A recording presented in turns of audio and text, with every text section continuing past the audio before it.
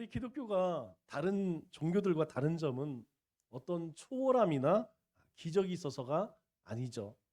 타 종교에도 다른 종교에도 기적은 있습니다. 기적은 우리가 믿는 진리의 최고의 보증이 될 수 없습니다.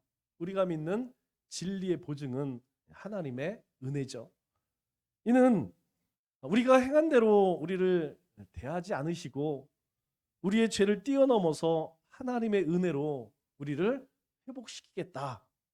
그것이 하나님이 우리에게 주신 약속입니다. 그래서 예수님께서 이 땅에 오신 이유죠.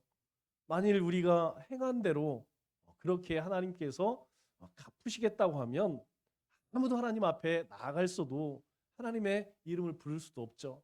그런데 하나님께서 우리에게 은혜를 베풀어 주셔서 우리로 하여금 하나님의 거룩한 백성으로 그렇게 삼아 주셨습니다. 이것이 하나님의 크신 은혜라는 것이죠. 이 성경에는 수많은 하나님의 약속의 언약이 있습니다. 성경 자체가 하나님의 약속이죠. 하나님께서 우리에게 주신 약속은 많이 있지만 그 가운데에서 크게 나누면 옛 언약과 새 언약이 있습니다. 그러면 옛 언약이라고 해서 나쁜 것이냐? 그렇지 않죠. 이 언약은 다 우리를 위한 것이고 선한 것이고 좋은 것들입니다. 다만 먼저 주신 언약이 있고 나중에 주신 언약이 있다는 것이죠. 먼저 한 약속이 있고 나중에 하신 약속이 있다는 것이죠. 그러나 그 목적은 동일합니다. 옛 언약, 우리 구약이나 신약이냐 동일하게 하나님께서 우리에게 약속하시는 것이 무엇이죠? 하나님께서 우리를 구원하시겠다. 하나님 자녀 삼으시겠다. 우리를 회복시키시겠다. 우리를 치유하시겠다. 이것이 우리에게 주시는 약속입니다. 그러나 그 과정에서 하나님께서 이루고자 하시는 단계별 목적이 있습니다. 옛 언약 아래서 하나님은 우리에게 율법을 주셨죠. 율법을 지키면 복을 받고 그리고 율법을 어기면 저주를 받는다. 이렇게 말씀을 하셨습니다. 대표적인 것이 신명기 28장이죠. 우리가 신명기 28장 하면 기억하는 게 축복자 아니겠어요? 그런데 이 신명기 28장의 축복의 내용은 1절부터 14절밖에 없어요. 신명기 28장은 총 68절까지 있습니다. 그러면 15절부터 68절까지는 무슨 내용일까요? 저주에 관한 내용입니다. 즉 내가 하나님의 말씀을 듣고 지켜 행하면 내가 가는 곳마다 내가 소유한 곳마다 그리고 너의 삶을 축복하겠다. 14절까지 그 말씀을 하세요. 그런데 만일 내가 하나님의 말씀을 듣고 지켜 행하지 아니하면 들어가도 나가도 저주를 받는데 그 저주의 내용을 68절까지 길게 써놓으셨죠. 그 말은 무슨 의미예요? 너희가 절대로 율법을 어기지 마라. 너희가 어떠한 일이 있어도 이 율법을 꼭 지켜라. 여러분 15절부터 68절까지면 축복의 3배가 넘습니다. 그런 저주의 말씀을 하시는 이유가 무엇이냐면 너희가 반드시 이 율법을 지켜야 한다. 너희가 이 율법을 지킬 수 있도록 너희가 삶의 모든 것들을 거기에 그 율법에 다 집중해라. 여러분 그러한 삶에서 얼마나 두렵고 떨리는 삶을 살았을까요? 제가 그 유대인들에게 이야기를 들어보니까 이 안식일 날에는 문도 열 수가 없어요. 일정한 거리 이상 갈 수도 없습니다. 먹는 그릇도 아무거나 쓸 수 없어요. 안식일 날 쓰는 것들이 따로 있습니다. 여러분 그것들을 다 지키려고 하면 얼마나 힘들겠어요. 그 하나님이 주신 계명과 율례와 법규와 함께 또 우리가 장로 유진이라고 이야기하죠. 또 이 종교 지도자들이 613가지를 또 만들어냈어요. 그래서 그것까지 다 지켜야 한다. 아마 숨쉬기도 어려웠을 것이죠. 여러분 만일 우리에게 지금 그 모든 것들을 다 매일 모든 일에서 다 지켜라. 아마 신앙생활하는 것이 정말 고역이 되겠죠. 그러나 이 옛 언약 아래에서 이스라엘은 실패하고 말았어요. 바벨론 포로와 예루살렘 멸망을 통해서 가장 찬란했던 다윗의 왕국이 멸망당했습니다. 율법의 옛 언약 아래에서 이스라엘 백성들은 실패할 수밖에 없죠. 왜 그렇습니까? 인간의 본성이 타락을 했고 또 하나님의 법을 지킬 수 있는 능력 자체가 우리 가운데 없기 때문에 우리 안에 하나님의 말씀을 쫓기보다는 우리의 욕망을 쫓아 살고자 하는 이 욕심 때문에 이 하나님께서 우리에게 주신 옛 언약은 지켜지지가 않았죠. 그래서 우리에게 새로운 언약, 이 복음의 축복이 임해야만 했습니다. 이 새 언약은 하나님께서 옛 언약과는 다른 차원으로 우리를 대하신다는 의미이죠. 왜? 너희가 이 계명을 잘 지키면 내 백성이 될 거야. 그런데 그게 안 되는 거예요. 지킬 수가 없는 것입니다. 하나님만 섬겨라 그랬더니 자꾸 우상 만들어서 거기에 절하고 그 앞에 음행을 행하고 이렇게 하나님의 말씀을 지키기보다는 자신의 욕심을 계속 쫓아가요. 그래서 하나님께서 이 방법으로는 안 되겠구나. 그래서 우리를 이제 다르게 대하신다는 것이죠. 그 차이를 깨닫는 것, 옛 언약과 새로운 언약의 차이를 깨닫는 것이 곧 복음의 가치를 깨닫는 거예요. 또 하나님이 예수를 믿는 사람들에게 주시는 은혜가 무엇인지를 깨닫게 하는 것입니다. 그래서 그리스도인이 무엇인지, 또 하나님의 자녀됨이 무엇인지, 또 예수님을 믿는다는 것이 무엇인지를 가장 잘 설명해 주고 있는 것이 바로 오늘 본문 말씀입니다. 오늘 본문 말씀에 하나님께서 약속하시는 이 언약의 주체가 누구일까요?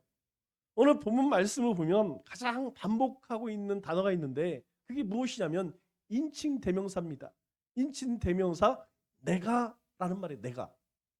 우리 24절 말씀에 보면 내가로 시작하죠. 내가 너희를, 이후에 내가라는 말이 자주 안 나오지만 사실은 이 주어가 생략됐어요.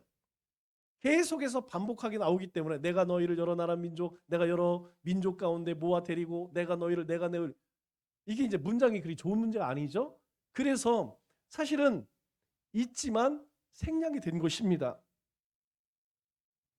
계속해서 내가라는 단어가 구절마다 반복되고 있어요. 여러분 이 말의 의미가 무엇입니까? 내가 하겠다는 거죠. 내가 누가예요? 하나님께서 너희들에게 맡겨놨더니 너희는 안 돼. 그래서 이제는 내가 할 수밖에 없어. 무엇을? 구원을, 너희를 회복하고 너희를 축복하고 그리고 너희가 하나님의 백성으로 거룩하게 살아가는 그 모든 것들을 이제 너희에게 맡겨지지 않겠다는 거예요. 하나님께서 내가 하겠다. 여러분 그 이유가 무엇입니까? 그것은 하나님의 주권적 은혜의 사역을 하나님께서 친히 하나님의 백성들에게 강조하시는 것이죠. 옛 언약 구약에서 누가 강조됐죠? 여러분 구약에서는 하나님 자신 내가가 아니라 너희가가 강조됐어요. 너희가. 우리 이스라엘 백성들과 애굽에서 나온 이후에 언약을 맺죠. 그 언약이 뭐예요? 바로 시내산 언약입니다. 이스라엘 백성들과 처음 맺는 언약, 아주 중요한 언약이죠. 그리고 이 언약을 이제 가나안 땅에 들어가기 전에 모압에서 다시 맺게 됩니다. 그 이후에 아브라함과도 맺었던 그 언약을 이삭에게 맺었던 그 언약을 그 후손들에게 계속해서 하나님께서 갱신을 하는 것이죠. 이 시내산 언약, 우리 출애굽기 20장 3절에 보면 10계명 가운데 첫 번째 계명이 무엇입니까? 너는 나 외에 다른 신들을 내게 두지 말라.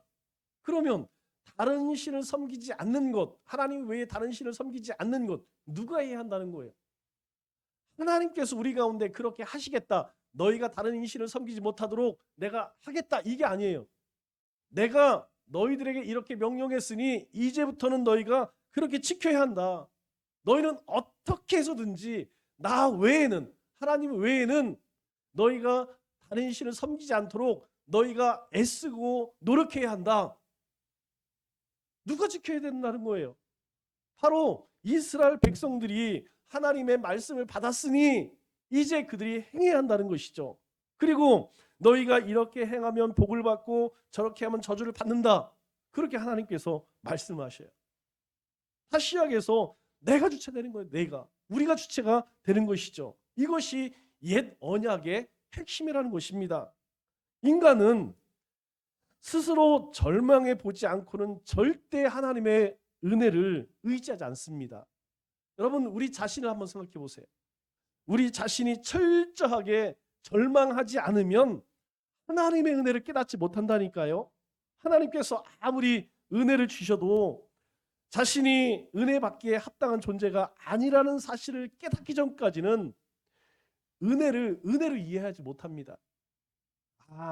내가 하나님 앞에 열심히 신앙생활을 해서 기도를 많이 해서 또 헌신을 해서 물질을 들여서 내가 능력이 있어서 한 걸로 착각을 해요.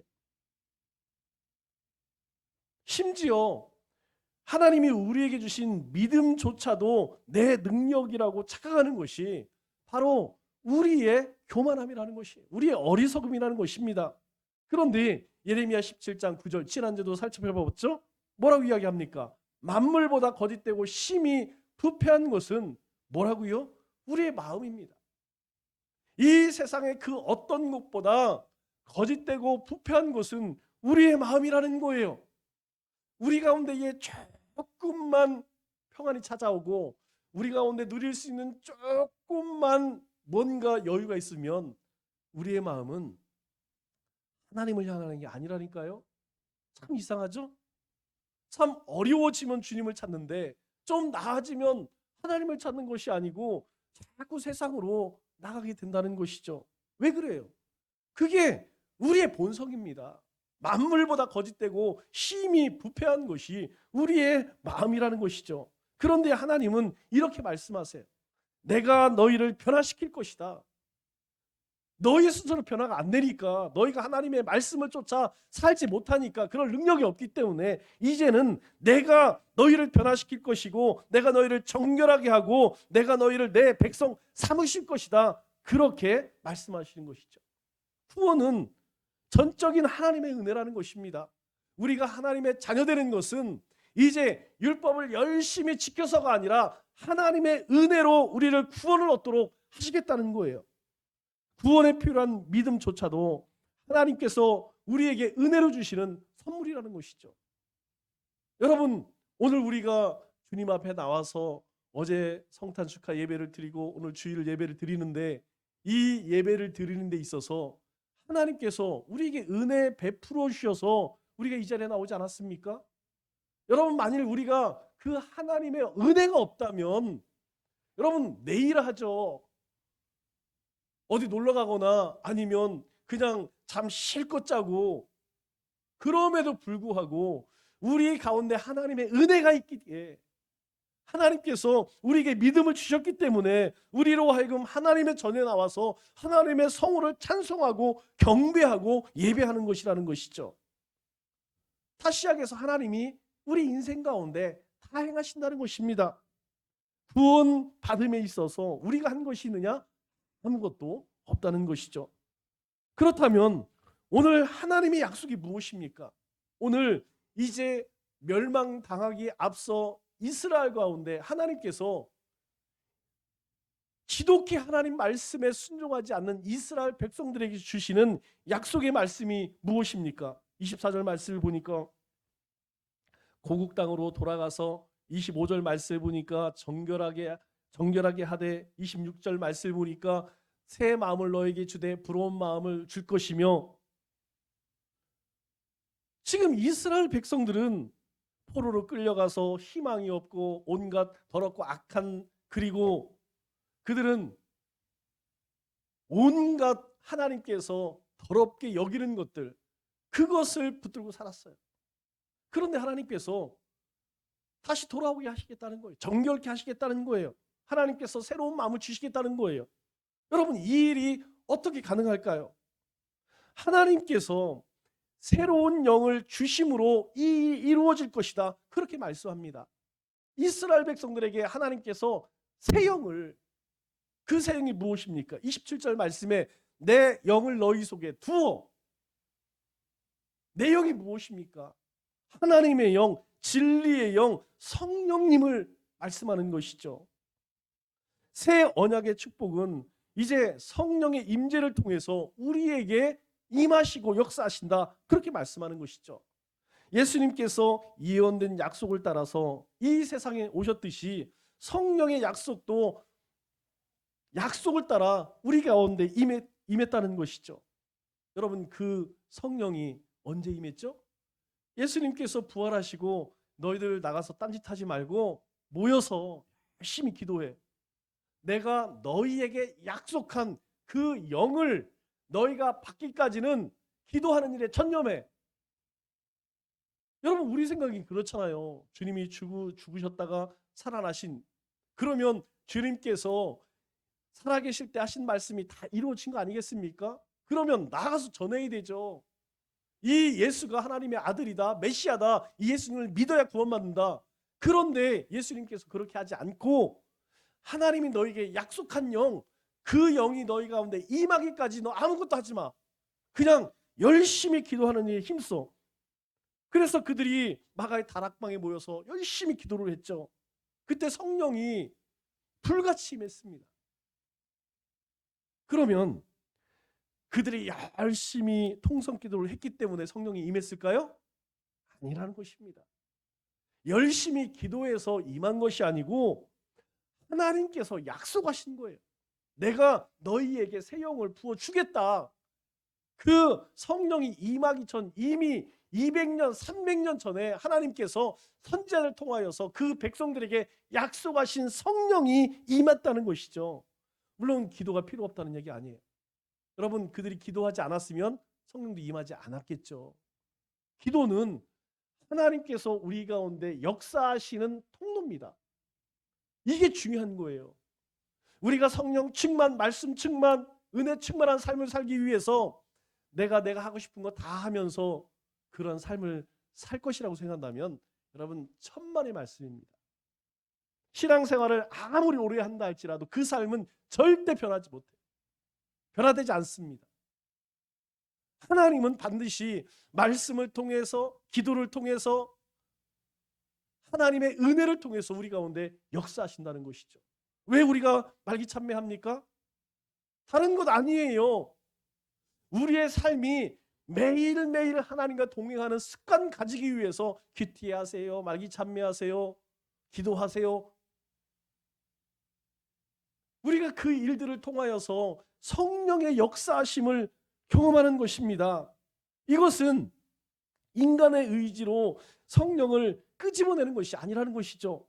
약속하신 성령은 오순절 오시기로 약속되었다는 것입니다.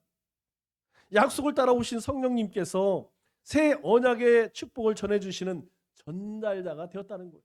여러분, 우리 가운데 성령 하나님이 계셔서 예수님께서 왜 이 땅에 오셨는지, 여러분, 우리가 성경 말씀 잘 몰라도 하나님이 나 때문에 예수님을 보내셨구나. 나 때문에 십자가를 지셨구나. 예수님께서 사망 권세를 이기시고 부활하셔서 나에게 영원한 생명을 주셨구나. 여러분, 어떻게 알게 됐어요? 우리가 공부해서, 우리가 배워서 알게 된 걸까요? 아닙니다. 우리가 하나님의 그 영적인 깊은 하나님의 세계를 바라보고 그 하나님과 동행하는 삶을 살 수 있는 것은 바로 성령 하나님께서 성부 하나님과 성자 예수 그리스도로부터 보내심을 받은 그 성령님이 우리와 함께 하시기 때문에 우리가 내가 이렇게 살아야지, 이것이 하나님이 기뻐하는 일이지, 그래서 우리는 절제하는 것이고 우리는 열심을 내어서 하나님이 기뻐하시는 삶을 살아가는 거예요. 여러분, 성령님이 비춰주시지 않으면 우리는 볼 수 없다는 것이죠. 우리의 삶의 모든 것, 성령의 조명이 있어야, 성령의 역사가 있어야만 하나님의 뜻을 깨닫고 말씀대로 말씀을 쫓아 살아갈 수 있는 믿음의 삶을 살아갈 수 있다는 것입니다. 그런데 하나님이 모세를 통해 주신 이 옛 언약과 새 언약의 목표는 동일해. 오늘 그 목표가 무엇이냐면 28절에 이렇게 말씀합니다. 내가 너희 조상에게 준 땅에서 너희가 거주하면서 내 백성이 되고 나는 너희 하나님이 되리라. 왜 하나님께서 우리에게 내 영을 너희에게 부어주겠다. 내 영을 너희에게 부어주겠다. 하나님의 영, 그 새로운 영, 그 진리의 영, 그 거룩한 영을 왜 우리에게 부어주시느냐? 우리로 하여금 하나님의 백성 되게 하시다는 거예요. 하나님께서 우리의 하나님이 되어주시겠다는 거예요. 왜? 이전에는 안 그랬나요? 예, 이전에도 그랬습니다. 시내산에서 계명을 주시면서 너희가 이 계명을 잘 지켜라. 그러면 너희가 내 백성이 되고 내가 너희 하나님이 될 것이다. 그런데 그렇게 됐나요? 하나님은 언제나 이스라엘의 하나님이었습니다. 그러나 이스라엘 백성들은 하나님 버리고 우상을 섬기기 시작했어요. 하나님께서 하지 말라고 하는 일만 골라 합니다. 결국 그 나라가 어떻게 되었습니까? 여러분, 북이스라엘은 흔적도 없이 처참하게 사라져버리고 남유다는 포로로 끌려가서 비참한 70년의 세월을 보내게 되었다는 것이죠. 더 이상 그것으로 안 된다는 거예요. 그래서 하나님께서 내가 너희 가운데 새 영을 부어줄 거야. 그러면 너희가 내가 약속한 땅에서 너희가 거주하면서 이제 내 백성이 될 것이고 나는 너희의 하나님이 될 것이야. 그렇게 말씀을 하시는 것이죠. 이 말씀은 하나님 나라의 회복이 하나님이 주신 언약의 목표라는 것입니다. 하나님이 우리를 만드실 때 가지셨던 하나님 나라의 백성으로 회복해 하시는 계획이 옛 언약 아래서는 이루어지지 않았어요. 실패했습니다. 그러나 이제 새 언약 아래서는 하나님의 은혜로 성령의 역사로 가능해졌다. 그렇게 말씀하시죠.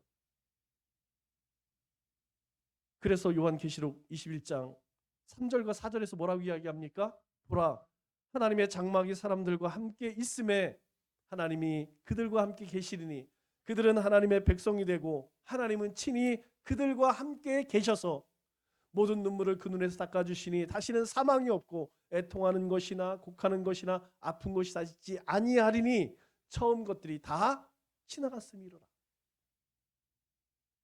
여러분, 우리가 하나님의 말씀과 하나님의 영의 다스림과도 하지 못할 때에는 여러분, 우리 가운데 세상 사람들이 겪는 그런 고민 때문에 근심하고 염려하고 두려움 가운데 살았어요. 그런데 우리가 하나님의 말씀을 붙들고 성령의 감동 가운데 살면서 우리는 담대하게 되어집니다. 이전에는 그의 나라와 그의 의를 구하지도 않았어요. 그런데 이제는 그의 나라와 그의 의 가운데 살아갈 수 있는 존재가 되었다는 것이죠. 더 이상 먹고 마시고 입는 것, 의식주의 문제, 먹고 사는 문제, 그것이 삶의 목적이 아니라 이제는 하나님의 다스리심과 하나님을 닮아가기 위해서 하나님의 형상을 회복하기 위해서 살아가는 존재로 바뀌어졌다는 거예요. 하나님의 나라가 우리의 삶 속에서 온전히 회복되어지는 모습이 바로 이 말씀입니다. 옛 언약의 중보자가 누굽니까? 모세였습니다. 그런데 모세였지만 그 역시 연약한 인간이었기 때문에 실패할 수밖에 없었습니다. 여러분, 모세 가나안 땅 들어가지 못했어요. 인간의 마음이 근본적으로 수술되지 않으면 하나님의 나라는 회복될 수 없다는 것이죠. 그런데 하나님께서 뭐라고 말씀하세요? 새 언약 아래서, 복음 안에서 내가 성령을 보냄으로 이룰 것이다. 너희의 힘으로, 너희의 노력으로는 안 되지만 내가 이루겠다. 인간의 마음을 근본적으로 다 바꾸어서 하나님께서 구원하시기로 하신 그 모든 약속들, 그 계획들을 하나님이 친히 이루시겠다. 그렇게 말씀하는 거예요. 여러분, 예수님이 왜 이 땅에 오셨어요? 여러분, 예수님이 오신 이유를 요한복음 1장 18절에 이렇게 말씀합니다. 본래 하나님을 본 사람이 없으되, 하나님 보면 다 죽죠. 하나님 품에 있는 독생하신 하나님이 나타내셨느니라. 여러분, 이 말씀의 의미가 무엇이냐면 예수님을 본 자는 하나님을 보았다, 이 얘기하시는 거예요. 예수님이 오신 이유는 너희가 매일 하나님 하나님, 왜? 이스라엘 백성들은 여전히 그 되지도 않는, 행치도 못하는 그 율법에 매여서 살고 있었거든요. 그래서 하나님께서 예수님을 보내심으로 하나님이 어떤 분인지, 하나님이 너에게 무엇을 원하시는지 보여주시기 위해서 이 땅에 오셨다는 거예요. 여러분, 우리가 하나님 보기를 원하신다면 성경, 여러분 특별히 사복음서 열심히 읽으세요. 사복음서 읽으면 하나님이 이런 분이구나 분명하게 보여집니다. 두 번째로는 예수님께서는 하나님의 뜻을 이루기 위해 오셨다. 그 이른 뜻이 뭡니까? 요한복음 4장 16절, 우리가 잘 아는 말씀이죠. 내가 곧 길이요 진리요 생명이니. 예수님이 곧 길이요 진리요 생명이래요. 구원의 길, 오직 구원받는 길, 하나님 백성 되는 유일한 방법이 무엇이냐? 예수님 믿는 거예요. 너희가 예수님 믿고 멸망당하는 자가 아니라 구원받기를 내가 원한다. 그게 하나님의 뜻이라는 것입니다. 세 번째로 예수님께서는 하나님의 나라를 우리에게 주시려고 오셨다는 거예요. 마가복음 4장 17절 말씀을 보면 회개하라. 예수님이 처음 말씀하신 것이죠. 여러분 사실 뒤에 많은 말씀들 하셨지만 그거 압축하면 이 한마디예요. 회개하라, 돌이켜라. 하나님의 나라가 너희 가운데 임했다. 너희가 회개만 하면 그 하나님의 나라가 너희 것이다. 너희가 죄에서 돌이켜라. 너희가 지키지도 못하는 그 율법 가운데에서 돌이켜 하나님의 은혜 가운데로 나아가라. 그 하나님의 은혜를 덧입고 살아라. 그렇게 말씀하는 것이죠.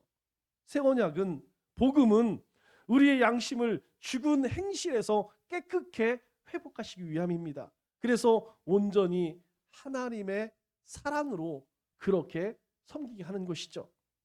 우리가 옛 언약 안에서 순종해야 하는 동기가 뭡니까? 징벌에 대한 두려움 아니겠습니까? 그러나 새 언약 아래서는 사랑하기 때문에 섬기는 거예요. 여러분 이것을 잘 기억해야 됩니다. 우리가 말씀에 순종하라고 하나님의 뜻을 쫓아가는 것은 우리가 하나님의 은혜로 구원을 얻었기 때문에 하는 거예요. 우리가 선한 행실을 하고 헌금을 하고 봉사를 하고 헌신을 해서 구원을 얻는 것이 아니라는 거예요. 그런데 이걸 자꾸 헷갈려요. 내가 주님 앞에 뭔가 많이 하면 하나님은 나에게 이렇게 보상해 주겠지. 왜 그러냐면 여전히 우리 가운데 있는 옛 언약 안에 살고자 하는 그러한 모습들이 있다는 것이에요. 그거 아니라는 것입니다. 우리는 더 이상 하나님 법 말씀을 지키지 않으면 하나님께 벌 받을 거야, 저주 받을 거야. 그렇게 벌벌 떨면서 두려움 가운데 살아가는 인생이 아니라는 거예요. 우리는 계명 아래에 있는 종들이 아니라 하나님의 은혜 안에 살아가는 하나님의 백성이라는 것입니다. 우리가 법을 지키는 두 가지 동기가 있습니다. 하나는 벌을 받을까 봐 지키는 사람이 있고, 또 하나는 법을 지키면 모두가 화평하기 때문에 지키는 사람이 있어요. 여러분 쓰레기를 버리면 어떻게 되죠? 벌금 내죠. 그래서 분리수거합니다. 그런데 쓰레기가 없는 아름다운 세상을 바라고 그리고 그런 환경을 지키기 위해서 버리지 않는 사람이 있어요. 이것을 버리면 모든 사람들이 고통을 받게 돼. 지구가 아파. 그래서 자발적으로 분리수거를 하는 사람이 있고, 이거 안 하면 벌금 내니까 내가 어쩔 수 없이 하는 사람이 있어요. 그럼 어떤 사람이 더 행복할까요? 제가 선교지에 가면 항상 의아스럽게 생각되는 게 있어요. 여러분 이 필리핀 빅민가뿐만 아니라 대부분 도시가 이래요. 웬 쓰레기가 그렇게 많은지 몰라요. 정말 가는 곳마다 쓰레기통이에요. 그냥 온 세상이 전부 쓰레기입니다. 여러분 이들에게는 이 투기가 없어요. 야, 이거 버리면 벌금 내는구나. 가진 것도 없는데 그냥 뱉지라. 그냥 죽이려면 죽이고 마음대로 해라. 그래서 아무나 막 버려요. 먹고 살기도 힘든데 무슨 환경을 지켜. 지금 내 목구멍이 포도청인데 하루하루 살아가기도 바쁜데 뭔 환경을 지키고 쓰레기를 치우고 왜 이런 쓸데없는 짓을 해. 그래서 선교팀을 데리고 가면 반드시 매일 아침마다 청소시켜요. 우리 애들은 막 죽을 맛이죠. 그래서 그때 아니면 못해요. 낮에는 너무 더워서. 그러면 이 쓰레기 봉지를 가지고 다니면서 쓰레기를 줍잖아요. 그러면 그 현지 사람들이 다 쳐다봐요. 저 사람들은 왜 저 쓸데없는 짓을 하지? 우리가 볼 때에는 쓰레기 없는 것이 쾌적한 그런 환경 가운데 보기도 좋고 위생적으로 좋지 않습니까? 그런데 그 사람들의 눈빛이 무엇이냐면 저 사람들 참 쓸데없는 짓 한다. 왜 저런 짓 하지? 그렇게 바라본다니까요. 옛 언약 아래에서 이스라엘 백성들은 벌이 두려워서, 징계가 두려워서 언약을 지키려고 했습니다. 하지만 그것마저도 지킬 수가 없었다는 것이죠. 그러나 새 언약 아래에서는 하나님의 영 성령님이 우리를 변화시킵니다. 성령님이 우리의 양심을 온전케 하심으로 하나님께 순종케 한다는 것이죠. 그래서 동기가 달라지고 능력이 달라지는 것이죠. 여러분, 왜 우리의 삶에 변화가 잘 일어나지 않을까요? 이유는 딱 하나예요. 하나님의 영이 말씀하심에도 불구하고 그거 잘 들으려고 하지 않습니다. 하나님의 영이, 새 영이, 진리의 영이, 성령님이 우리에게 말씀함에도 불구하고 거부해요. 따르지 않습니다. 그렇기 때문에 우리의 삶에 변화가 잘 일어나지 않는다는 거예요. 여러분, 우리 주변 가운데에 특별히 그런 분들이 있어요. 신앙은 이런 것입니다. 이것이 믿음의 삶입니다. 아유, 집사님 그렇게 하면 안 됩니다. 그러면 그래요? 말씀을 붙들고 권면의 말씀을 받아들여서 순종하는 분들이 있어요. 여러분, 그분들을 잘 한번 보세요.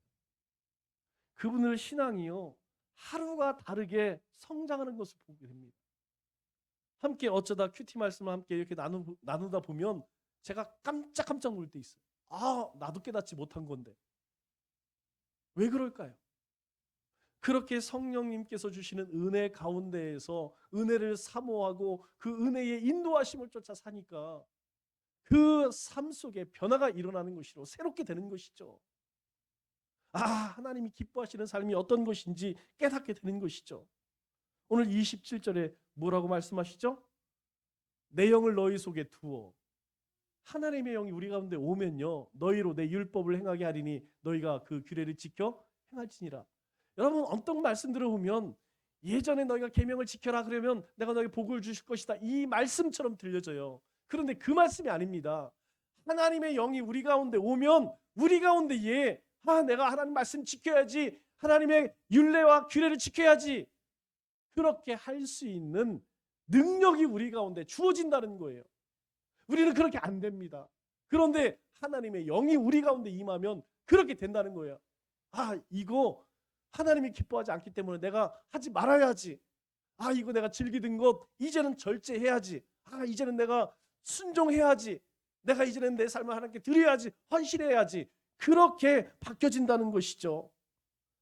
하나님이 보내신 성령으로 인해서 이제 그 은혜의 삶을 살게 된다는 것입니다. 우리는 새 언약 백성이 예수 그리스도의 십자가와 성령의 임재를 통하여서 이제 하나님의 주권적인 은혜가 우리 가운데 주어졌다는 것이죠. 우리는 이 약속이 주어진 때를 잘 기억해야 돼요. 하나님께서 언제 우리에게 이러한 은혜를 베푸셨나? 여러분, 우리가 승리할 때, 잘 될 때, 그때가 아니라 절망할 때라는 거예요. 우리가 성공할 때, 잘 나갈 때가 아니라 실패했을 때, 스스로 자랑할 만한 의로운 삶이 아니라 죽을 수밖에 없는 죄인이라는 것을 철저히 깨닫고 죄의 형벌 아래 있을 때에 바로 그러한 은혜가 우리 가운데 주어졌다는 거예요.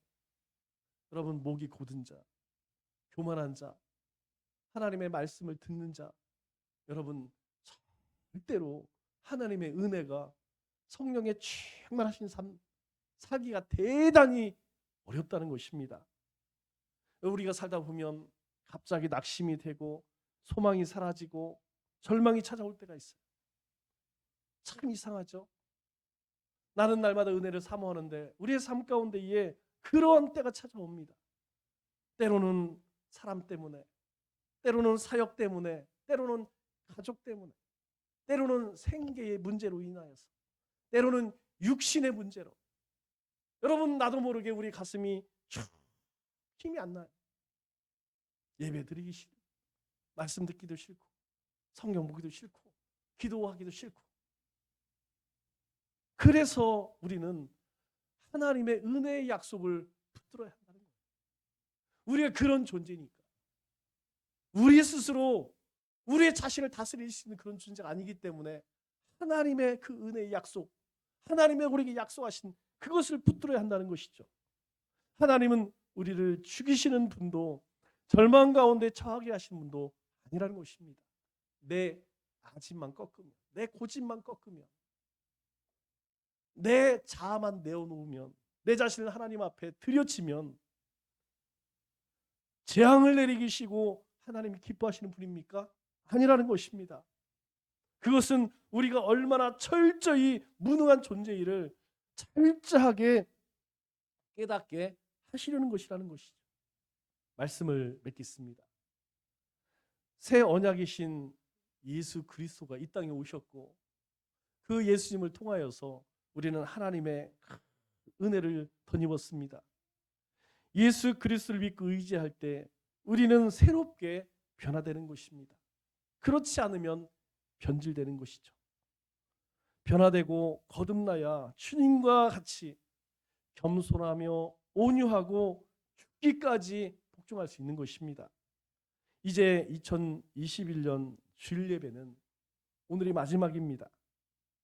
새해에는 새 언약 되신 예수님을 전적으로 바라고 의지하고 주님과 동행하며 온 세상의 복음의 빛을 밝혔으면 좋겠어요. 남은 한 주간, 한 해 동안 하나님께서 함께 하심을 돌아보고 또 새해 하나님께서 행하신 일들을 기대하며 준비하는 우리 믿음의 권속들 다 되시기를 주님의 이름으로 축원합니다.